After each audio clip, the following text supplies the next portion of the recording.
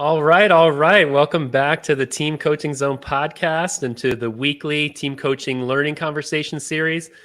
Super excited to have a great distinguished panel of guests joining us for the conversation today. So I'll go in alphabetical order of first names. We have Christine Shrader, who's joining us from Raleigh, North Carolina.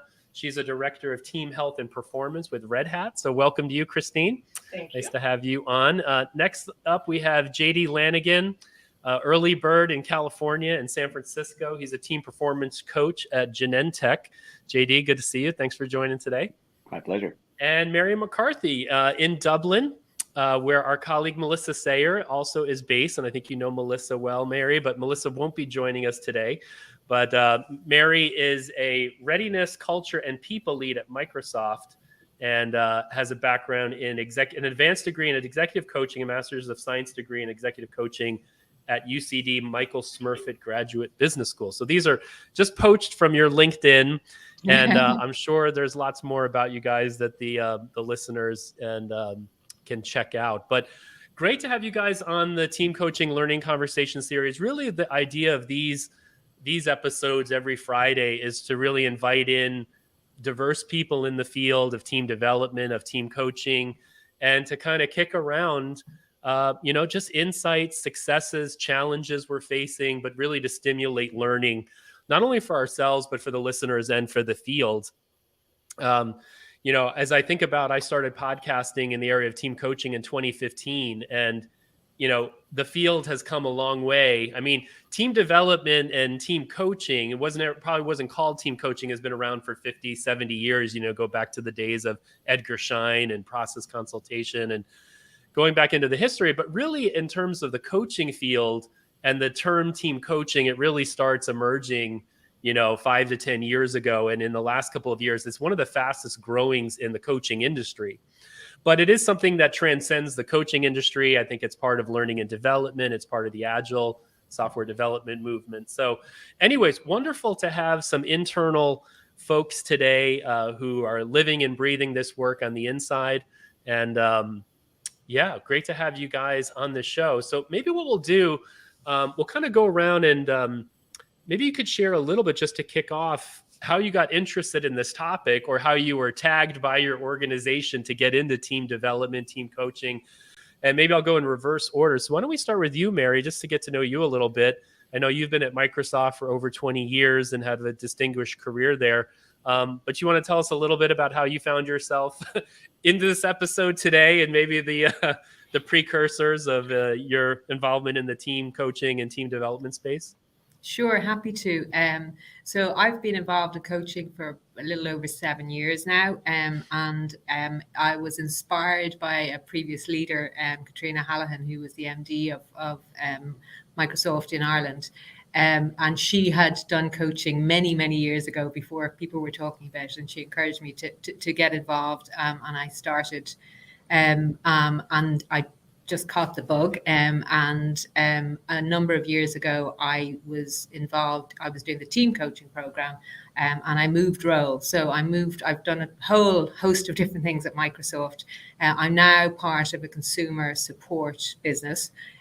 Where we support all of Microsoft's consumers globally, and the team is about 350 people, but we have an outsourced partner ecosystem of over 8,500. And when we were driving, so my work is focused now on culture and readiness, and when we were trying to drive that, I introduced the notion of using coaching and team coaching as a tool for people to be able to be more effective.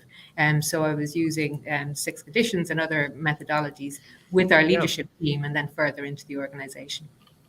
Yeah, I think we'll come back to that because we were contacted by a different part of Microsoft a while back, and there was some development of an internal model and framework around teams. So I think that'll be something interesting we can talk about, especially I think in these large enterprises, there may be different parts of the organization doing similar kinds of work and may not always know what other parts of the organization are doing. But yeah, that's great. So let's go back to you then, JD. So why don't you share a little bit? I know you were an external in learning and development, worked at Merrill Lynch or in your early career, and then you had your own company for a long time, and then you found your way a few years ago into team coaching. So what would you share with the audience today about how you found yourself working for Genentech as a team performance coach?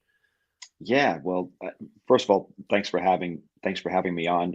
I'd like to say that I think my interest, or maybe even just my awareness/interest in team coaching, probably was born out of an experience we had in graduate school, studying organizational psychology and having a group relations experience. So uh, that, which is sort of like the AK Rice. Mm. Sort of approach, and at once it sort of like shocked me, and also kind of also intrigued me. And so looking at this sort of like the secret life of teams, if you will. Mm. And that was an experience that was really kind of stuck with me for a long time. So I moved into leadership development, but that sort of was a formative and impactful experience for me. I never thought that I would be applying much of that to my work. And then right, How was the and buzz around the time? Because I was with you in the same. We were together, classmates, JD, back in the day. We I won't remember well. date ourselves, but all of us really loved this group dynamic stuff. But we were thinking, how in the heck would you ever communicate this psychodynamics of groups to companies? So, yeah, Exactly, yeah. exactly. And then I mean, probably just fast forwarding, probably maybe 10, maybe 15 years, doing some coaching, both internally working at Merrill Lynch, and then outside working with my own sort of consultancy. There became, out of individual coaching came, hey, listen, can we do this with my team, or can we work? Can we bring some other folks into the conversation with us? And that's actually when I learned about the six conditions, and got more involved in understanding different approaches to working with teams.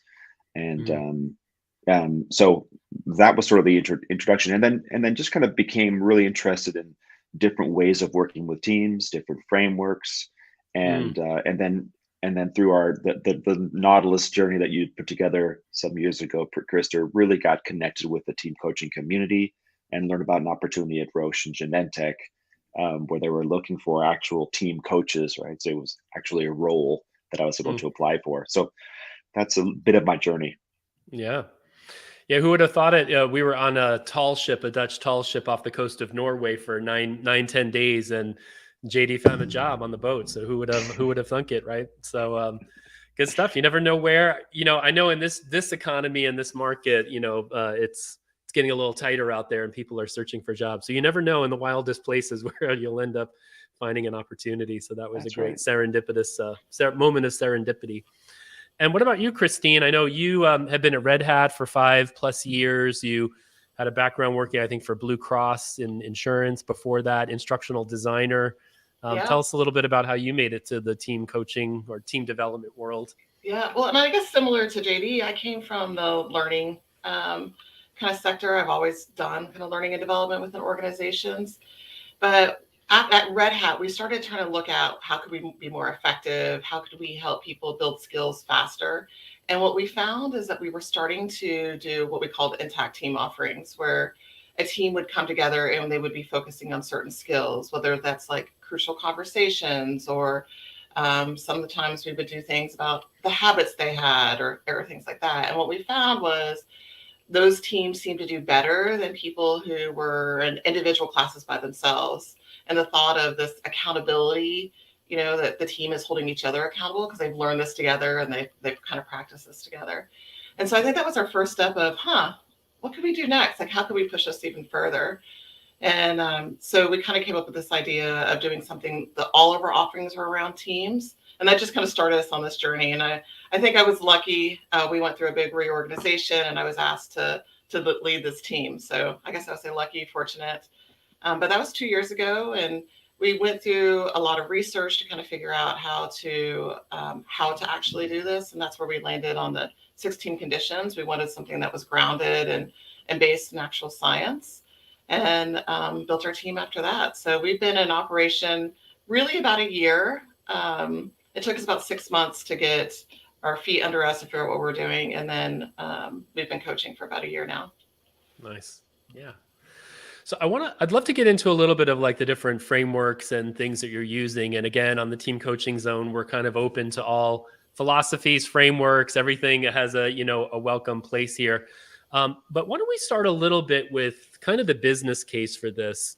I guess I'd love to hear a little bit more about what you think internally is driving demand for either hiring, talent like the JDs of the world who come in, who already have expertise working with teams, versus standing up a team, Christine, versus how this fits into a larger culture, change type of strategy. Mary, any of you, I'd love to just kick around a little bit. What are you noticing around the demand for it, for team coaching or, team development?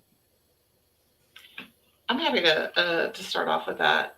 And I will say, because we're a year into this, what I've noticed is at first, the demand, people didn't know, like it was hard for us to explain what we were offering and they weren't quite sure about it. But as soon as like someone's got to experience it or kind of took a risk on it, those leaders and the leaders are in that session are now calling us back. So the demand is increasing quite rapidly now that we're kind of got started here. So I think that's pretty exciting on our side to see some of that. But it was slow going in the very beginning as far as like explaining what we offer, what we do. I mean, we got a lot of, oh, you do team building. Can you do a rope course for us or things like that? So kind of really explaining, no, that's not quite how this works. So what are they, Christine, just follow up on your question. What are they coming to you for now that word has gotten around that you do stuff for teams? I'm curious, what are the pain points or what are they struggling with that really needs your services? And I would say the two common things that we would get is we're relooking at our strategy. We're trying to kick off the new year. We want to rethink how we're doing things. Kind of like a restart for the team. So that's one. Or the team is in crisis for some reason. They're in trouble. They have poor dynamics. Something's happening. Please help me. So that's often how we get brought in. I mean, we are trying to find other ways to intervene within teams, like as part of our onboarding process and things like that. But if they're coming to us, it's usually in those two areas. Onboarding all staff or onboarding like managers or leaders or? Yeah, for managers when they are first getting with their team. So as a way to kind of get them started off right. Yeah.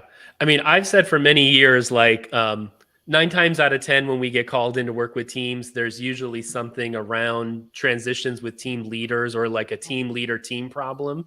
So as soon as organizations really get good at supporting leaders during transitions and helping them get their teams formed well, I think folks like me will be out of business in this space. But, fortunately, there's so many teams and team leaders out there. I don't know if we'll ever run out of the need for team coaches out there. But JD and Mary, just building on what Christine said, what's coming up for you around this question of what's driving the demand for the teaming or the team coaching in your companies?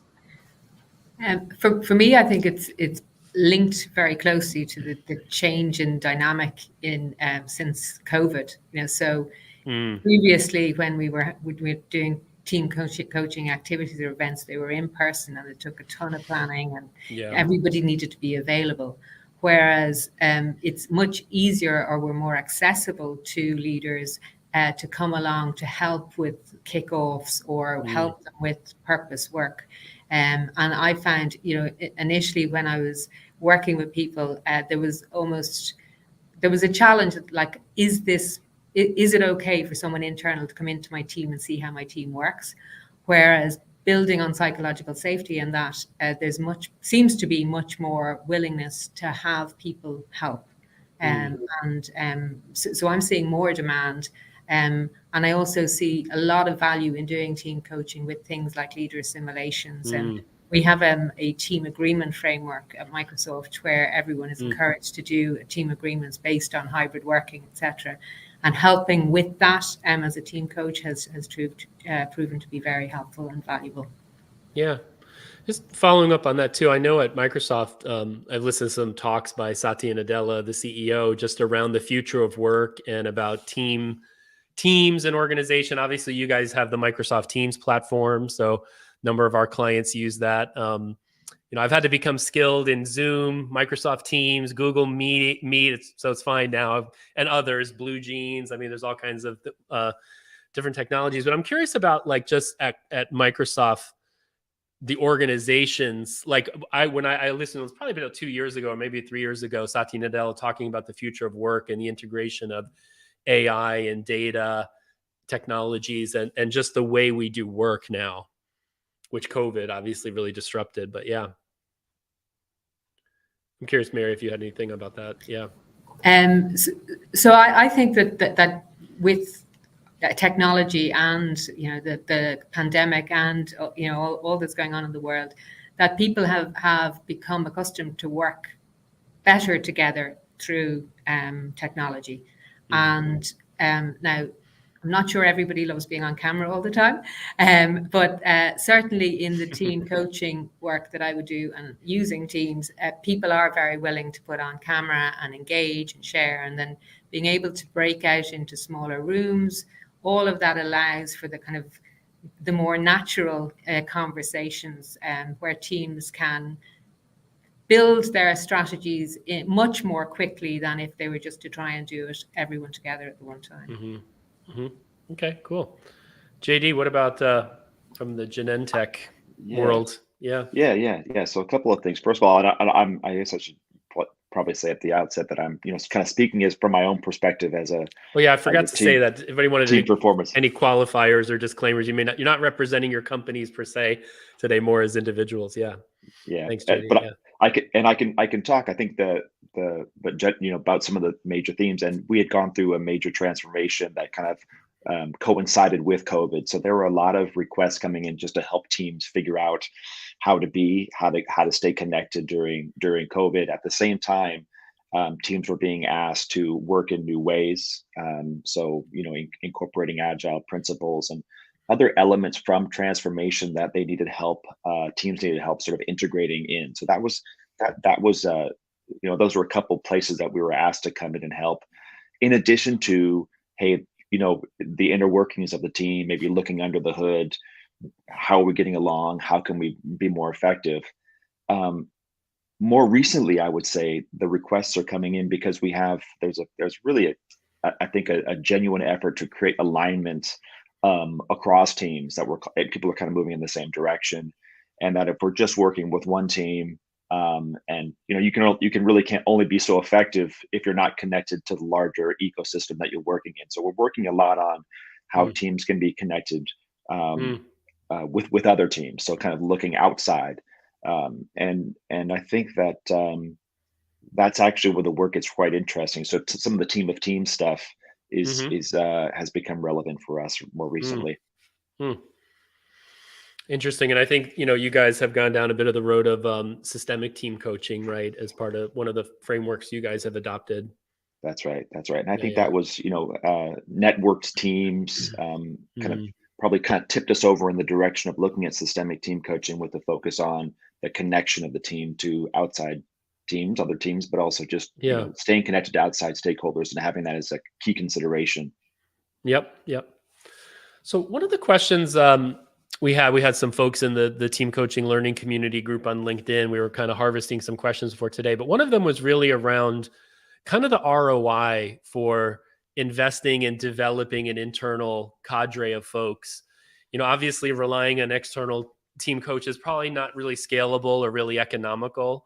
So it would make sense to do, to have an internal group of folks. But then given I think all of you spoke about reorgs and transformations and restructuring. And so, I've had the good fortune to work with some different groups internally, but I'm always thinking about the journey it takes to do this work well, the developmental learning curve and how fast we can bend the curve in the hopes that, the team coaches will be adding enough value to make the investment worthwhile.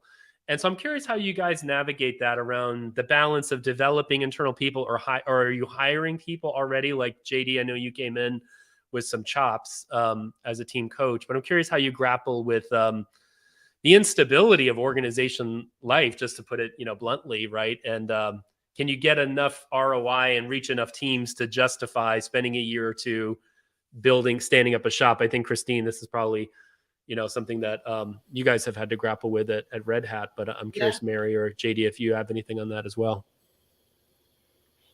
So I can start too. So we built our entire team internally. Everyone on the team came from the learning and development function. As far as timing that it took, I would say it took about 6 months to become competent in understanding the models and how things worked, like just the intellectual piece, and probably 9 months or so to feel confident. But I also think is really important for a team coach, like as they go in and they feel that pressure and stuff. We didn't really hire anyone externally, but part of our strategy was, if needed, we would use external coaches to come in and augment our team. Augment your team a little bit. Yeah. Yeah. And so we used it more as an augmentation. And now I will say last year we worked with around 60 teams at Red Hat, and we really started in April. So we had a pretty wide reach as far as with the 5 or 6 coaches we had internally. Yeah. I mean, aside from like measurement and ROI, if you measure the impact of all that, which is, I think, more advanced and a little more complicated, reaching 50 to 60 teams isn't bad in 9 months. Right. So yeah, exactly. If you think about that, another year, you're looking at, and again, it's not just numbers. I think probably it's also like, are these mission critical teams? Are there teams that are actually engaged in transformation, account for, larger amounts of business outcomes and the like leadership teams and the like. Yeah. Mary, JD, what? Yeah. Okay. Go ahead, Christine. Sorry, I was going to say, I think the other thing we found when we think about ROI is there's a lot of ebbs and flows with team coaching, or at least the way that we set it up. So, we didn't set it up for these one-time events. It's over a period of time that we're working with this team.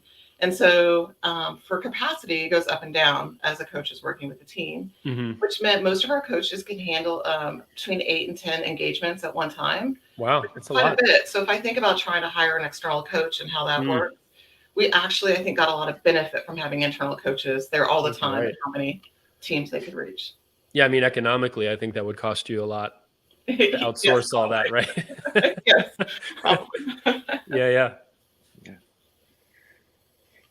Yeah. So I think also our we looked at coaching in terms of or working with teams. I guess we've been using the term teaming a little bit more, which is that not all teams require a team coach, depending on what the need is, right? So there are many opportunities for people to work with teams, sort of, our HR partners or learning folks to work with teams in a very targeted way, where they don't necessarily need to be, full-blown coaches. We do ask that everyone's kind of reading from, following a similar framework. So we're working with sort of systemic team coaching and that 5 C's model. So the hope and expectation is that if anyone that sort of touches a team in some way is at least kind of looking through that lens, that common lens, and depending on the complexity or the need of that specific team, the experience of the coach or that internal partner, is sort of we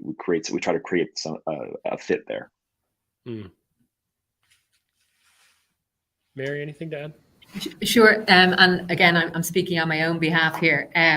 In terms of the way that I think about ROI, so my role is focused on culture, and the coaching is an element to drive the culture. So the way we think about, we have objectives and key results, and the key results would be linked to a biannual poll, a survey that we run on Signal. So are employees thriving? Do they feel connected to the team? Do they feel included? So they would be the metrics or measures that I'm trying to drive change with. And where I can see that the teams are the teams that are engaging with team coaching, their signals are significantly higher. So that's how I try to link it, but it's not linear. ROI in this space isn't an easy thing to share in my business. Yeah. We had one of the large oil and gas customers. Actually, we have a podcast on that with Royal Dutch Shell, where they had done a lot of work with hundreds of teams. Interestingly, in that organization, before we got involved, they did an internal audit and found that they had 50 different team effectiveness frameworks floating around. So they narrowed it down to 3. They decided to go with 6 conditions, with Team Hogan for like the personality stuff, and then Cantor's conversational dynamics. So they ended up boiling it down to 3, and they were encouraging their practitioners to use 3. But they ended up getting data on a couple hundred teams and started to link that up, just like Mary, you were saying, with the employee engagement surveys. And what they were showing was the teams that were getting investment around their team development had employee engagement scores that were boosted by like 10% over and above the control groups. And then there was a whole bunch of other metrics around operational excellence, around safety, psychological safety.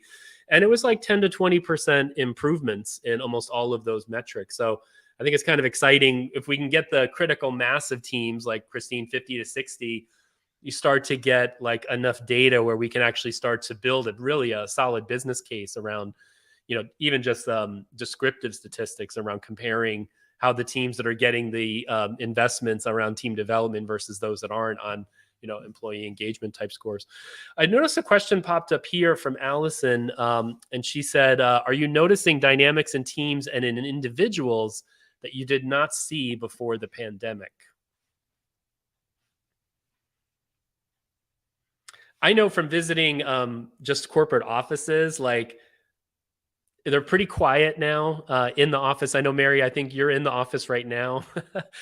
Christine and JD, look like you guys are at home, but I'm curious for sure, like the interplay with the hybrid working, being online versus coming into the office a few days a week. I would imagine that's changing a bit of the work experience. But anything else coming to mind around Allison's question? So I'm based in Dublin, but my team is part of a global team, so I don't have people based here, but I do offer some team coaching locally. So, and what I'd noticed is that the people who are in Ireland, they like to come together. They like it. It's actually part of their team building, being in working on coaching together. In the virtual world of my global team, there are quite a few changes, but the fact that it's easier for me to team coach when everybody is virtual than it was previously if half were in a room and the others were online. So that's my perspective on it. Yeah, I would, I think, add to that. I mean, we started our team coaching program during the pandemic, so I can't really completely state before, but I would say that there's a lot more respect of the virtual environment. So where, Mary, I think you just mentioned, a lot of times teams would be half in a room, a conference room together, and then a few people would be virtual. And there seems to be a lot more understanding of how those people who are virtual and everyone else in the room, and how uninclusive that may be, or just not an ideal situation. And so I see teams a lot more willing to adjust to, okay, we're going to make it all virtual, we're going to be all in person, than they were before the pandemic. So I think that's a positive that came out of that. Yeah, I think we're still struggling with that. So it's, when we had everybody virtual, level playing field, and now we're kind of moving in at different speeds in terms of getting people back into the office. So it's a little clunky with the virtual versus in person, and European colleagues are much more likely to be together. And so that's created a little bit of an imbalance, I suppose. One thing that still strikes me is the level of intimacy that was created during COVID, when we were all kind of in the same boat on the same screen. And I think that's sort of endured. And that's one thing that I've, that I've noticed, and I'm sure we've all experienced in some way. Anything else about the pandemic? Motivation, engagement? I think it's been tough on team leaders, I would think.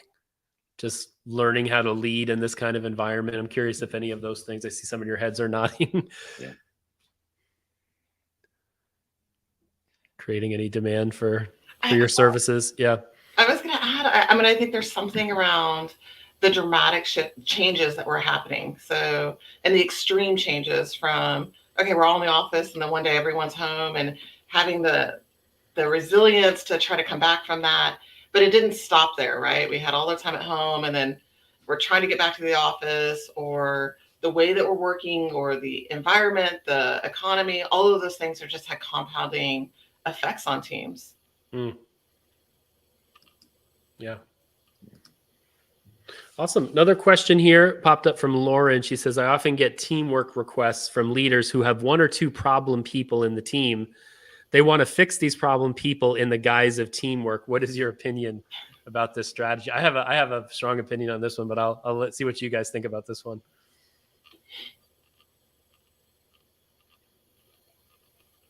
So using teamwork or team coaching or team development as the solution to fix one or two problem people, whether it's the leader or a team member or two.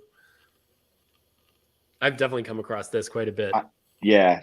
I mean, I guess one thing I would just kind of initial reaction is, and I've got kind of Peter Hawkins in my ear saying that there are no difficult people or bad leaders, but it's the challenge when you're looking at a team is really the connection between people. So, I think that, and I'm not sure that I believe that 100%, right? There are some people that just, it doesn't work. But I think for the vast majority of the time, when the assumption is this guy's the problem or this woman's the issue, that really it's, there's something that's sort of underlying, or that person is holding something that, for others. So I look at where the disconnect is between that person and others versus trying to focus a problem on that individual. And trying to be more explicit about it, like, where are we disconnected, where do we need to kind of connect, and that, rather than talking about the person directly, or even just kind of talking generally about the team and hoping that somehow it magically gets sorted out. Yeah, I think I would agree with JD on this one. I think it's different too. Like sometimes you get called in for a problem leader, like a leader who's not really performing at their best. And that's different to me than some of the other dynamics when it's individuals on a team, maybe having conflicts and stuff. So when it comes to a leader that has issues, I would almost always recommend starting with individual coaching and seeing their willingness to adapt or change before I would engage in a team coaching situation. When it comes to individuals on a team, I like JD, I wouldn't address an individual. I would try to be creating work practice or things that are agreements for the entire team, and then helping the team hold each other accountable for that, but not engaging it as this person's a problem, we're going to address it for them type thing. Yeah, I'd agree with that too. I truly believe everyone comes to work to do a good job. So if there's seen as a problem, there's something else going on. I find team agreements and kind of getting people to review what's getting in their way together can help. And failing that, I would probably get some supervision and see how I can overcome the challenge if it's getting me stuck. Yeah, I think the earlier teams form well, the less likely you have these kind of issues. But a lot of times if it's 6 months or a year, or in some organizations where, teams don't change that often, you can get people that are really stuck and it gets pretty toxic. And in those cases, when you get those requests, almost anytime I've said yes to those requests, I've regretted it, to try to fix a leader or a person through working the team, especially when the problem's the team leader. And so I think, Christine's advice just around start with the leader, do some one-on-one, build some readiness and partnership. Because I have gone in and done the team stuff and the team was loving it, but the team leader wasn't. And we really didn't have the strong partnership. And those were some of my early mistakes doing this work. And so now I've come around that I need to build really strong partnerships with the team leader, with the HR business partner, if there is one, connected to the group. When it's very senior teams, the chief of staff usually wields like the most power, ironically. And so like building alliances and really viewing those people as partners, is really critical. Allison said, great observation, JD, that the person is often holding things for others. Yeah, I think that's really true. People get scapegoated, and that's part of the group dynamics, right? When the pressure cooker goes up, the pressure needs to find release somehow, and oftentimes gets located in a person. And it's usually the person who's a bit different in the group for whatever reason. And then they end up getting knocked off the system. But then because the problem that really caused that in the first place, the pressure cooker, wasn't really addressed, then another person is at risk of getting scapegoated in the next cycle. So let's go ahead. I was just going to jot one thing that came up sort of recently with a sort of like a problem person on a team. One thing that we did was just giving people an opportunity to go around and kind of talk about the pressures that they were experiencing and trying to practice a little bit of this wide angle empathy and giving everyone a chance to kind of talk about really what's what's weighing you down, what are your pressures, and somehow just kind of being able to recognize that, conflict is oftentimes people's energy is kind of like moving at cross purposes, right? And being able to understand where people are coming from. It sounds quite simple, and it's not, but sometimes just surfacing what people have on their shoulders and how that might sort of affect how they show up, can be worth looking at. Yeah.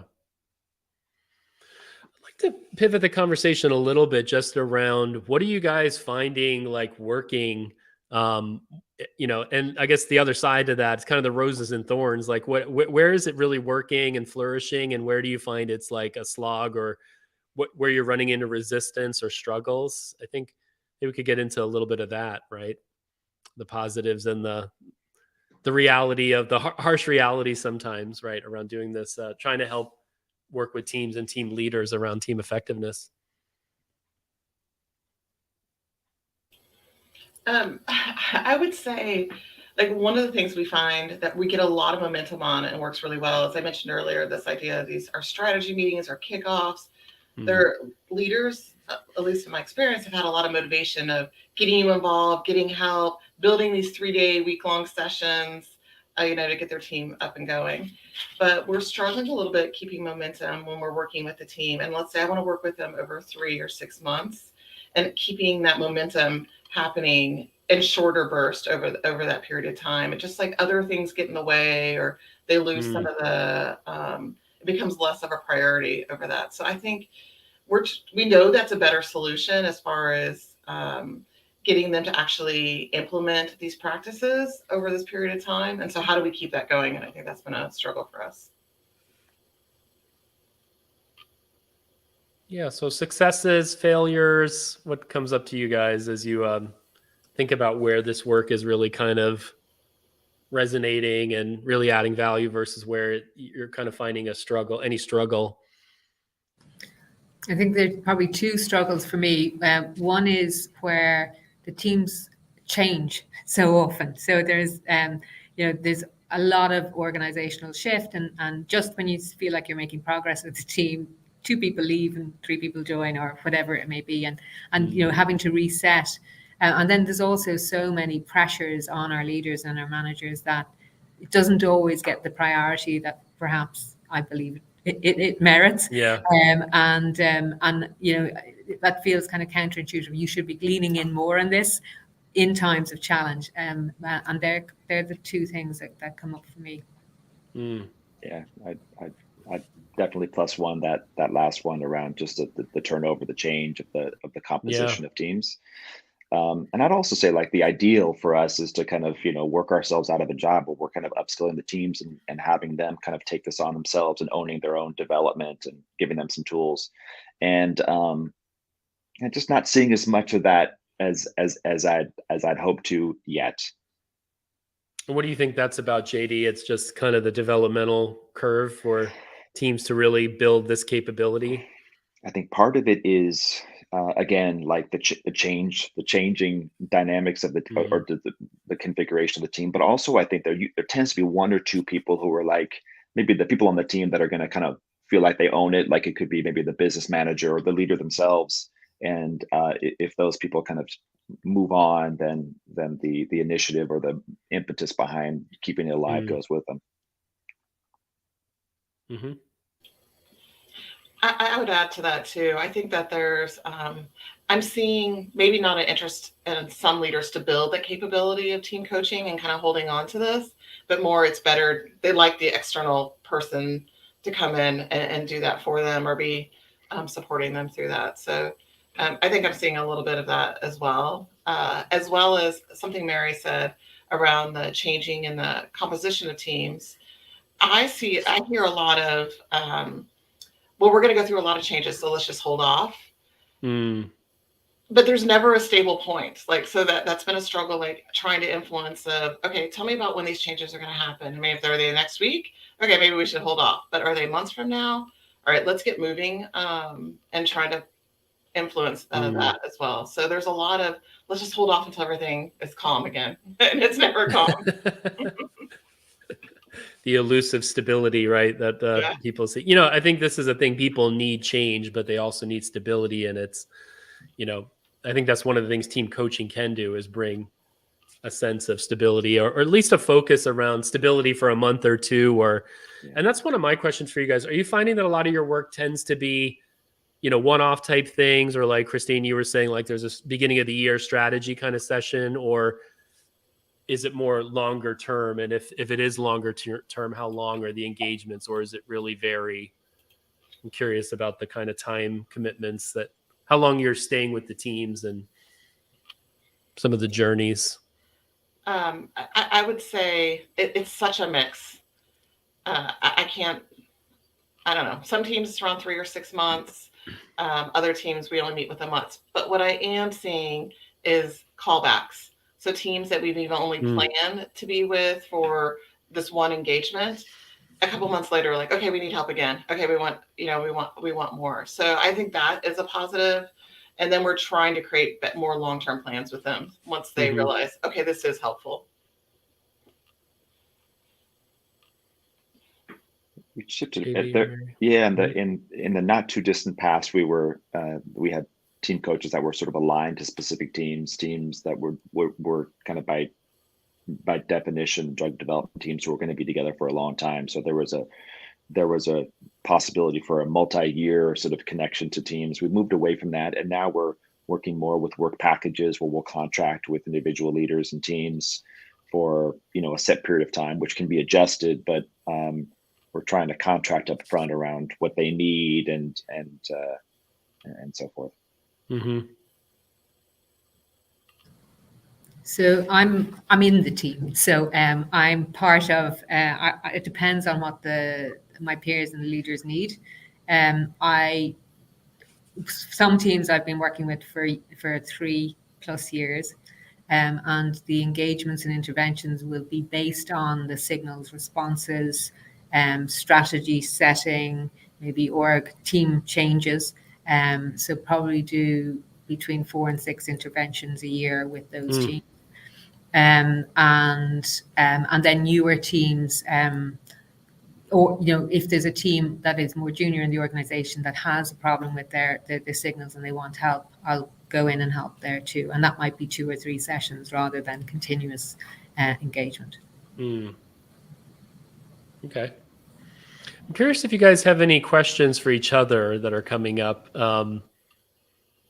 as we move along. I have plenty more that I can pop out, but just wanted to see what are you guys curious about each other's work, or I had a question too about how engagements were coming to you. So, like, is there some process how a leader requested or HR business partner? Like, how do you get your work with teams?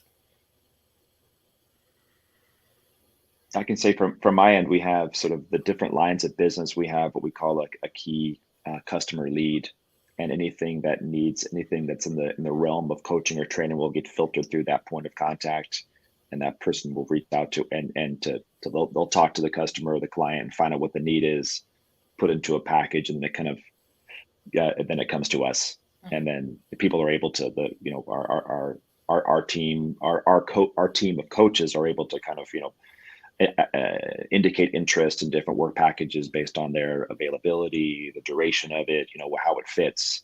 So that's how, at a high level, that's how it's happening. And JD, do you have like criteria of which teams you're willing to work with versus not willing to work with? Yeah. The difficult teams we're not willing to work with. I'm just saying. No, I'm just kidding. We have teams sort of categorized by tier in terms of the importance of the work they're doing and supporting the portfolio. So, tier 1, tier 2, tier 3 teams. So everybody's getting love and attention, but we might kind of prioritize those who are getting the most investment or at a critical point. Yeah, fascinating. Okay. We've been struggling with trying to figure out, we have 3,000 managers. How do we reach all of them or not reach all of them, and what to do with that? So that's fascinating. Mary, what about you? It's pretty organic, I have to say.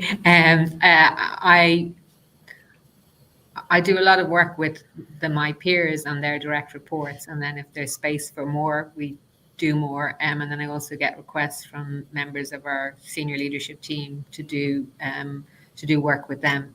But it's time based on how much time there is in the day. Yeah, thank you. I have a question for you, JD. I know you've had the benefit of working both externally and internally, and I'm curious about that experience for you. Like, I'm sure you gave up some things from going external to internal, but you gained some things. So I'm curious to speak, if you could speak a little bit about that transition. Yeah, so I was, essentially sort of on my own, or with the partner for 15 years. So I'd been outside for a long time, and I doing coaching, sort of working with doing individual coaching, doing some team coaching, but largely doing leadership development work. And frankly, it's a little bit lonely. So after some time, I realized that, and I didn't think I'd ever get to this point, but I kind of missed being. Well, it does make sense. Like, I missed being part of a team. Yeah. And it also felt a little bit odd to be talking about teams and really not, being part of a team yourself and experiencing kind of what that is. So I was pleasantly surprised, kind of coming back inside, that I found sort of a nicer, like, collegial environment and a great group of colleagues who we collaborate. And it's been, aside from the fact of having to kind of deal with some politics and the idea that I have to commute now, it's been quite positive. Nice. So I'm going to pop over to Lauren's question in a moment, which is around any specific stories of successful team coaching and what made it successful. But while we're getting to that, I just want to build on this theme of being on a team as a team coach. And I think for many of us who have been externals, this is something we joke about in the 6 Team Conditions group, where, we're out there coaching teams all the time. And then we have these moments when we're like, we just see the hypocrisy around how our team is functioning. And then it's like, sometimes we have the awareness, fortunately, we're like, snap back in, or like, guys, we got to like step it up. We can't be out there coaching teams around this stuff and we're not modeling it ourselves. I think we're getting better over time, but I do think there is something. It's hard, it's the cobbler's children has no shoes, right? It's always the service we're providing for others. It can be really hard to turn it inwards. I'm curious, Mary and Christine, any thoughts about this, walking the talk and, really using these practices? I'm struck they actually work when you use them, but the key is to use them, right? We're big fans of, we do the purpose work, but I think it's visual management. I think it's having really good meeting practices. I think meeting hygiene, like learning to do updates offline with like notes and things. So when we come in, we don't blow the whole meeting just doing updates, because we can just do a go around and the whole meeting's over and we never really consulted or made any decisions, right? So I'm struck at how these things really work, but they do require, building the muscle. Mary, I see you smiling, Christine. Yeah. Sure. I think my poor team feels like a group of guinea pigs, in that everything that I learn, I try with them before I try with other. That's what Lauren's saying here too. Yeah. Yeah. I try with them before we try with others. Being part of the leadership team and being involved in coaching there, I found very challenging, and I have more recently brought in an external coach to work with me, because it allows them to observe the real team in action, and I'm part of that team. Whereas when I'm trying to do both, it can be challenging. And that has worked really well, because I have the business insights to give to the coach. And again, I don't need to bring in the chief of staff or my leader, that I can help in sharing that. And we've done some really, really fantastic work in partnership with external coaches there too. So, and I too love being in the team, JD, which is why I'm still here. Yeah. There was a question from the LinkedIn group around best practices around pairing internal coaches with external coaches. And do you guys think there's advantage to that or not? I don't know if that's something you guys do. I definitely do, in the instance that you're part of the team yourself. I came across this article in Forbes around a model called LIAM, Liam, which talks about, having the benefit of somebody external partnering and sharing what's actually going on in the organization, not having to skill up on the business insights, because there's somebody there who can share them, but being able to probe more deeply on the workings of the team. Yeah, and I would say too, we used external coaches in a couple different situations. What we used for our team, like as we were trying to learn how to team coach, but also build the practices we needed in our team. And I think for me as a leader, that was really helpful, just growing myself as a leader and understanding how to do this. It was a different way of leading than maybe I had led in the past. And so I found that extremely helpful for someone outside to be able to coach myself and the team around this. And I think the other thing is, like, when you're internal coaches, you're really close to the system, like as far as what you see and how you play within that system. Even if you're not sitting on that team, you understand all the different players, and you've got pressure for the HR business partners and things like that. So when you feel like you're too close to that, I think the external coach can really give some really good perspective and help you kind of step outside of that. And so I think it's a good practice to bring a coach in when those things occur. I mean, I've done some of that. Yeah, go ahead, JD. No, I was just to add on that point. Like I'm part of the culture, right? So I can't pretend that I'm able to kind of step out and see things really objectively. And I think that in partnering with external coaches, it's just kind of designing your alliance and kind of leveraging what each partner brings to the table. My experience as an external partnering with internals, I think it's really ideal because we're never going to understand the culture in the organization like the internal folks. And then they have the networks. So they oftentimes can get things moving and done faster than we can if we communicate from the outside. I think the other side is, as externals, we can take a little bit more risk. So sometimes we find the internals might be a little bit more, they're a little safer. Maybe they're a little bit, playing it politically safe when actually the team might need a little bit of tough love. So I think that can help. And sometimes that helps with the very senior teams where there could be a rank or an authority kind of issue there. And so having an external matching seems to be pretty helpful.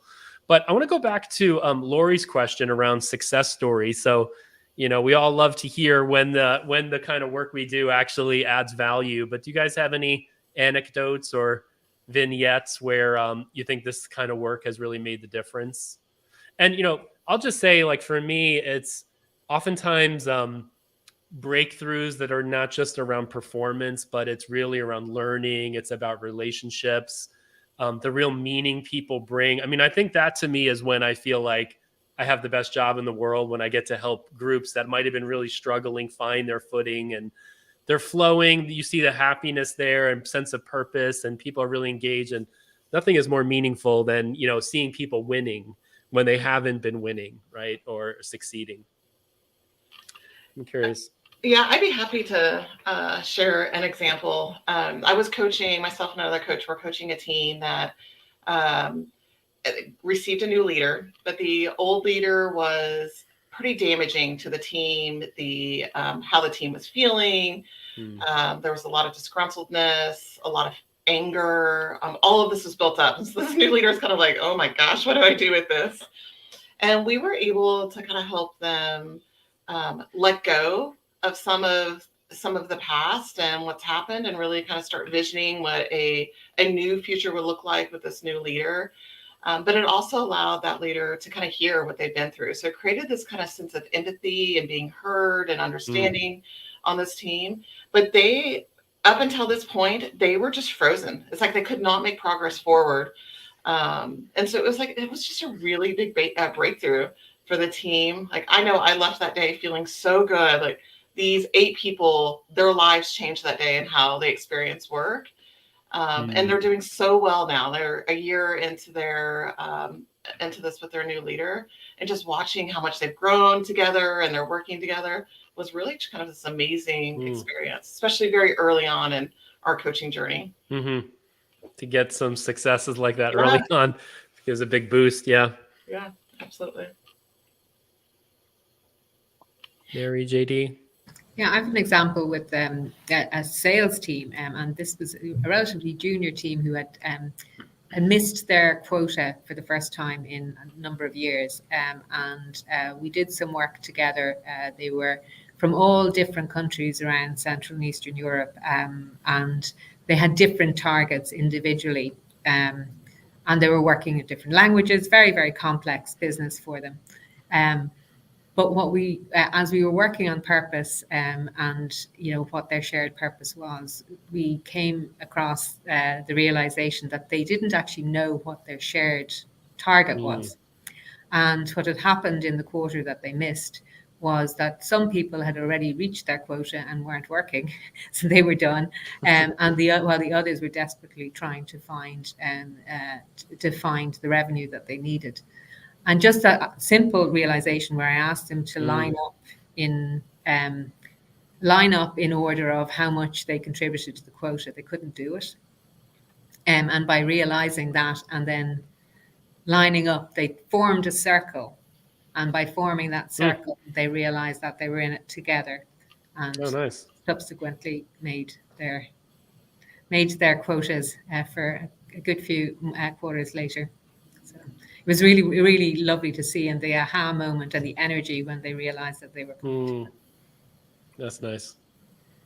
My success story is quite similar to that. Actually, it was a sales team that was just very much task focused and execution oriented, and they just kind of jumped in. They had a new leader who kind of just came in sort of mid-flight, and they were grinding away, but finding that there was a lot of tension, and they just simply hadn't created the time to do some sort of kind of proper formation, right? So they hadn't done really any sort of vision work, but most importantly, they hadn't connected with one another, and we had to kind of back it up a little bit and work on some of the relationships.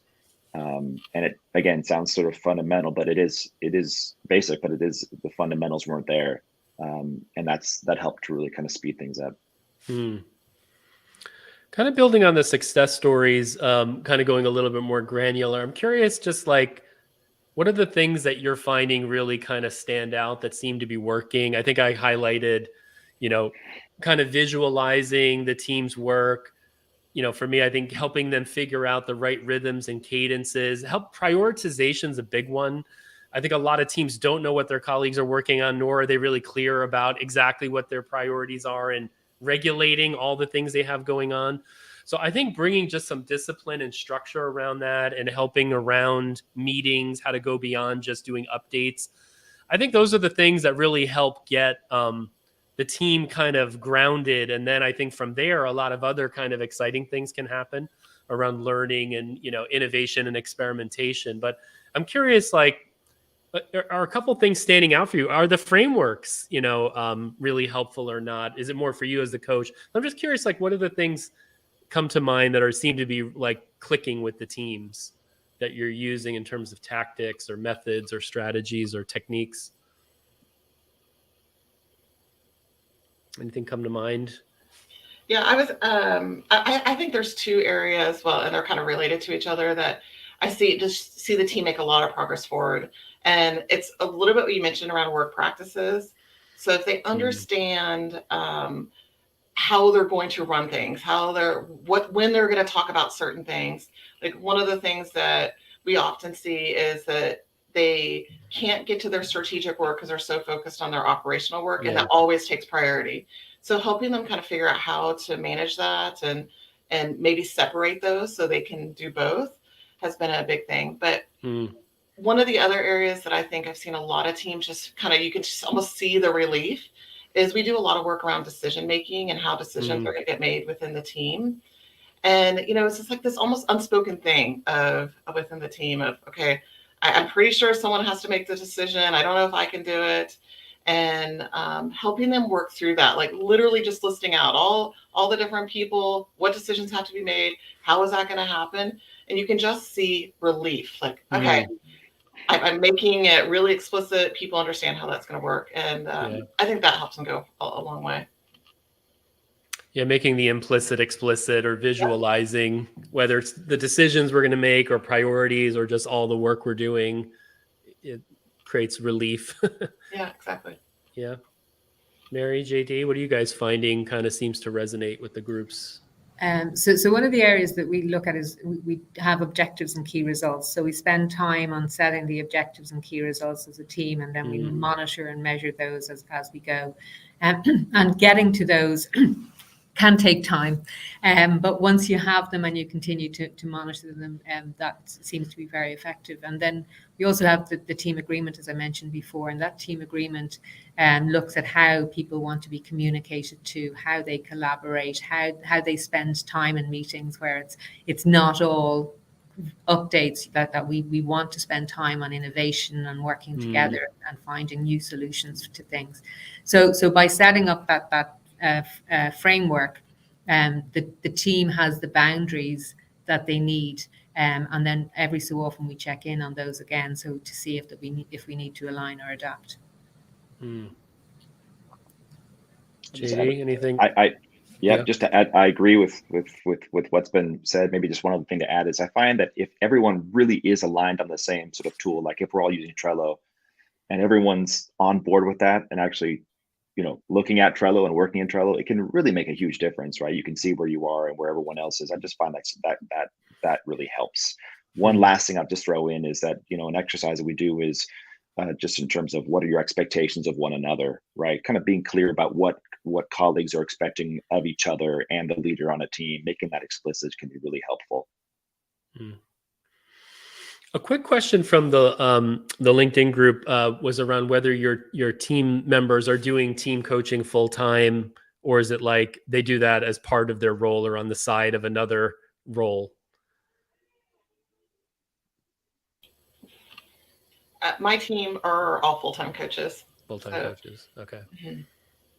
And doing one-on-one coaching as well, or mainly just team? Mostly team. Yeah, so we're focused on team coaching, but also coaching the leader of a team that we're coaching. So yes, and. Yeah. JD, Mary? Part of another function. Okay. Yeah, about maybe 50-50, right? We're coaching, but also doing work to kind of create our own community and kind of support the organization in different ways. Okay. Awesome. Well, I know we've kind of burned an hour already. Time just blows by. And what I'd love to do is kind of move just to a closing comment. And I think it's anything around like thoughts about where you see this going in organizations, or just parting advice or inspiration for the listeners. As you think about internal team coaching, is this kind of just old wine in new bottles? Is it something new? Is there, a subtle shift in it? Do you think it's kind of here to stay and going to kind of ramp up? Or I don't know, just anything about kind of the state of play or where you think we're moving, or anything else you'd want to say here in closing. Maybe we can just do kind of a round of a closing comment. So, but while you're thinking about some of that, I just want to appreciate you guys for coming on today. It always is just kind of getting warmed up. And I don't know if in the coaching industry, there's really any conferences. I think next week I'm speaking at an ICF group that's for internal team coaches. So I know ICF, they're starting to develop, I think, the audience for, having enough of a sector around internal team coaching. I don't know of any conferences or professional associations yet around this. But I think, team coaching as a profession is kind of ramping up, but kind of interesting because I think we just kind of scratched the surface a little bit here around this. I know in the agile world, which is more mature and developed in the mainstream team coaching world, that's kind of really evolved into a massive kind of movement and, commoditization of the certification of coaches and all that, which I think is starting to happen in team coaching. But let's go around and do a closing comment. I don't know who would like to go first, but anything you'd like to say in closing, and again, about the future or the state of play or anything, parting advice for the audience.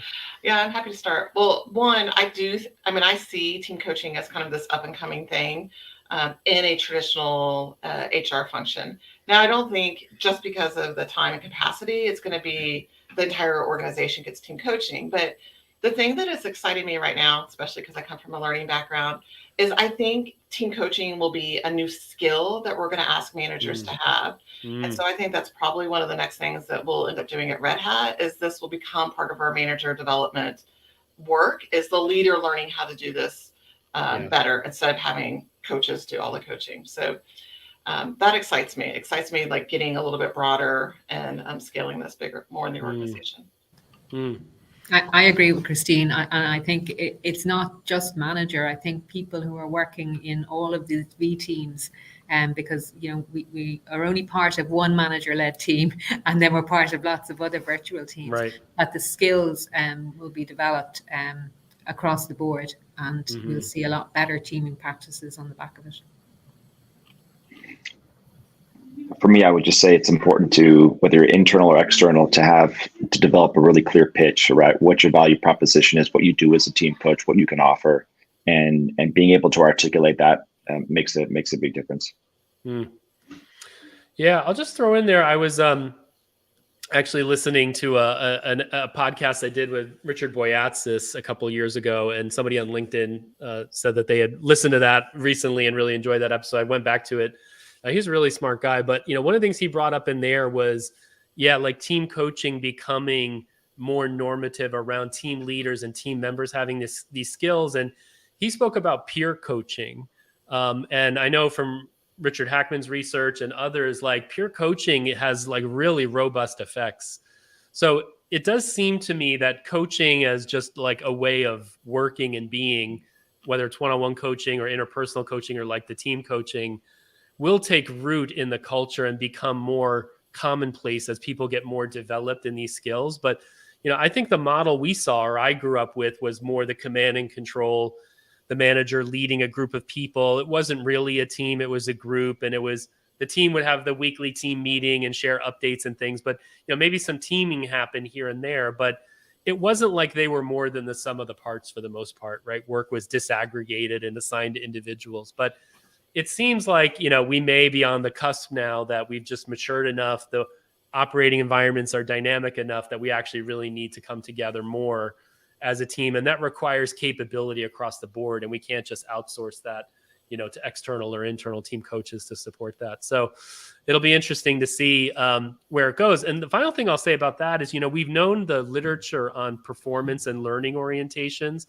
for a long time, that when you actually try to focus on performance, you actually perform worse than if you try to focus on learning. And so I do think team coaching interweaves performance and learning. And if we can really help continue to, you know, inject the need for teams to engage in learning, because when people are learning, they're more creative, they perform better, they take risks.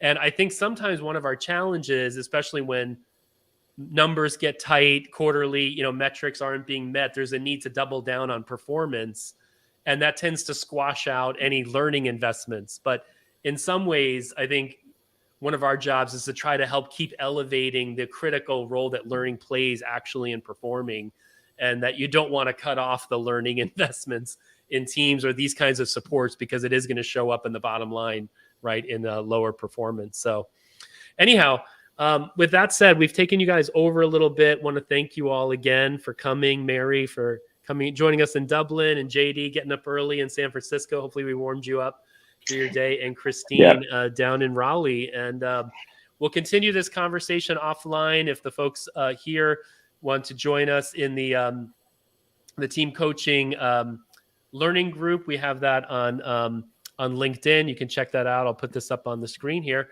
And this episode will be available on all different podcast platforms.